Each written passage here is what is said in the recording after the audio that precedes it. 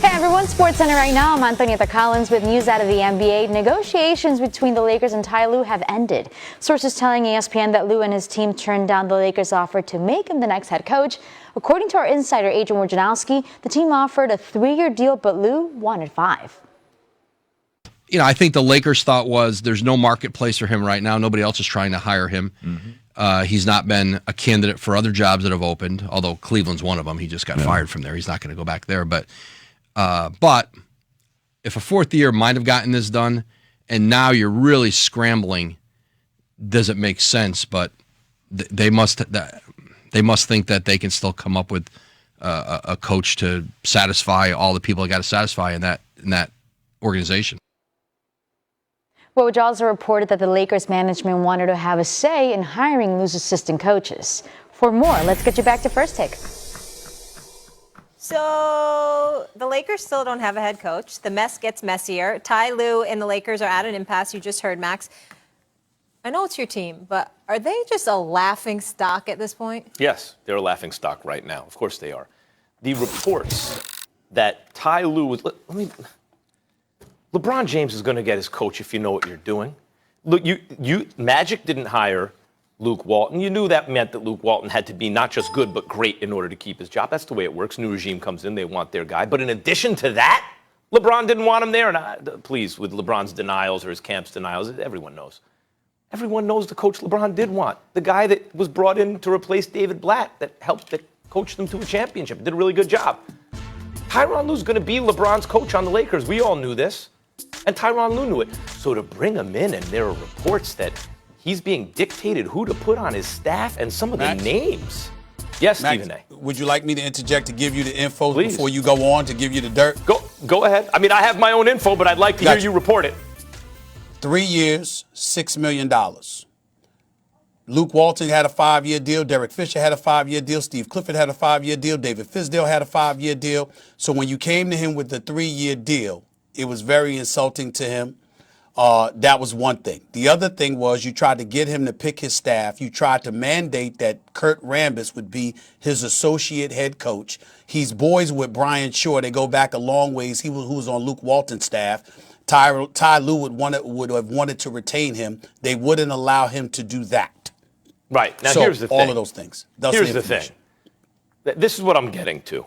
Even the names that were supposed to be the guys who had to be on Ty Lue's staff, those names are basically failed head coaches who, to one degree or another, who are there to try to take this guy's job. But beyond that, look, Stephen A., I don't mind. This is why they're a laughing stock, and you kept talking about this. If Linda Rambis, Kurt Rambis' wife, is best friends with Jeannie Buss, and so Kurt Rambis has undue influence in the organization, you want to know the truth, Stephen A.? To me, that doesn't make you a laughing stock. It doesn't make you a laughing stock if some former player is really having an influence on his former organization who won championships with. What makes you a laughing stock is if that guy doesn't know what he's doing. That's the problem. Kurt Rambis was 99 games under 500 as a head coach. You know why? Because 100. he's living in an NBA from 30 years ago that doesn't exist anymore. When he had Kristaps Porzingis, 7'3" and could shoot from the outside, but skinny and young, and maybe, you want to be careful in terms of injuries and fatigue and all those kind of things. I want this guy to be posting up more. But he can shoot the 3, coach. Have you noticed how this league works nowadays? No, I want him posting up more, where he was like the worst player in the league practically. Well, but he's tall.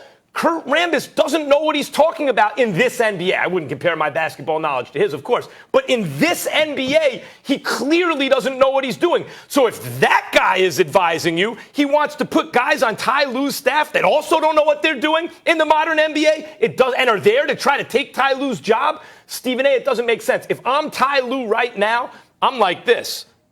If the Lakers don't get Ty Lue, they're a complete laughing stock. He has him over a barrel. Say, what did Luke Walton get? I want more than that. And I'm going to choose my own staff or see you later. By the way, if he does that, you think LeBron's not going to demand a trade?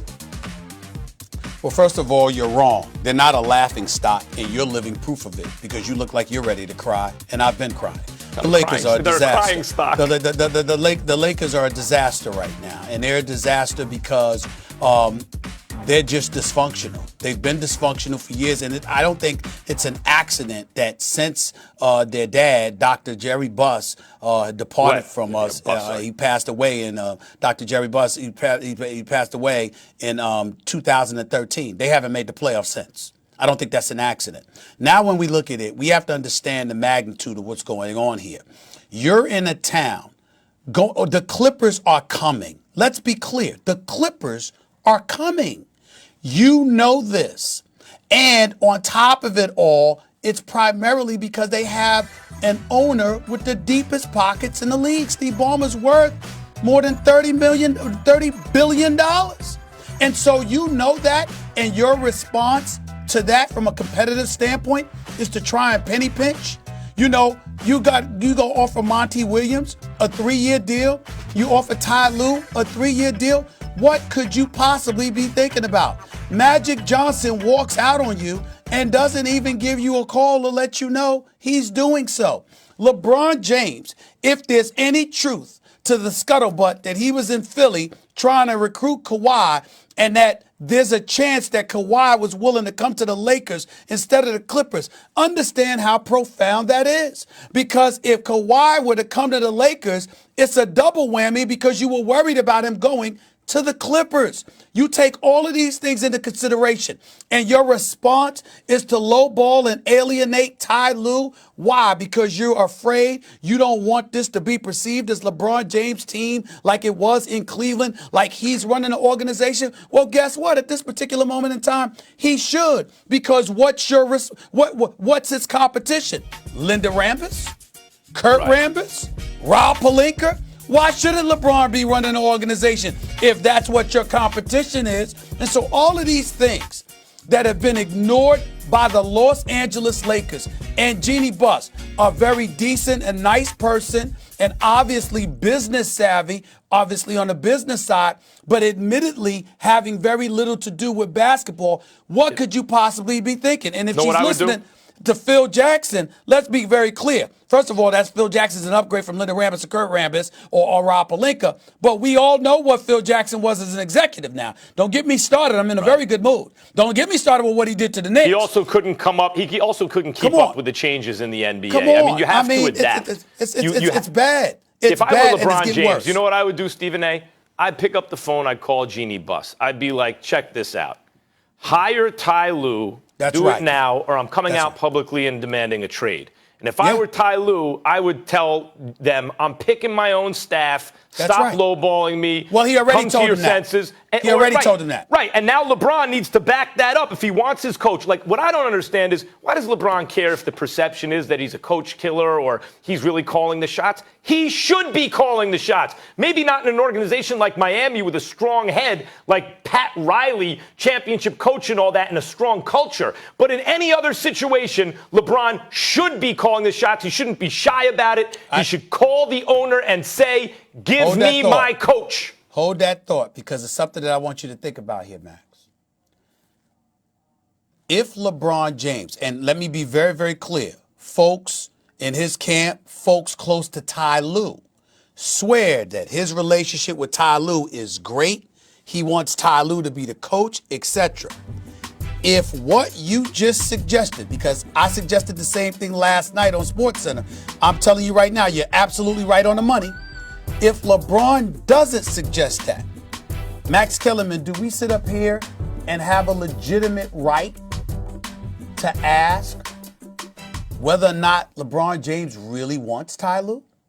Because it ain't that hard to do what you suggested. It ain't that hard to pick up the phone now. It ain't that hard to tell Jeannie Buss, you know what, pay this man, give him his 5 years and let him pick his staff. And it ain't that hard for him to say, I didn't sign up for this. Magic was supposed to be here, etc. I think that's a great point. If y'all point. ain't going to do this, what's going on? Then watch this. Then watch this. Here's an easy remedy to what you just said.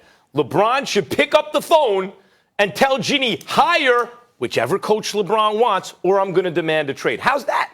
Like, just make LeBron happy. No, that's not what I'm asking you. That's not what I'm saying to you, Max. He's saying if he doesn't do that, if he doesn't do that, what does that tell you about how much he wants Ty Lue? Right, I'm saying if that's the case and he's not supporting Ty Lue like that, that may say that indeed. But then I would say choose the coach you want. And if he's not willing to do any of it, that means he's more concerned about the way he's perceived than getting what he needs. Well, maybe he was just trying to do it the nice way, and it hasn't happened. Than he is about the Lakers. Now he'll change his tune. Got to leave it there, guys. Up next, we have the man who knows all about disrupting the process. Nets for Jared Dudley will tell us what he thinks about Philly's 2 young stars and if the defending champs are done. Hey, how are you without KD? When First Take continues. What's going on? Good, how you doing? We will get you a chair in a second.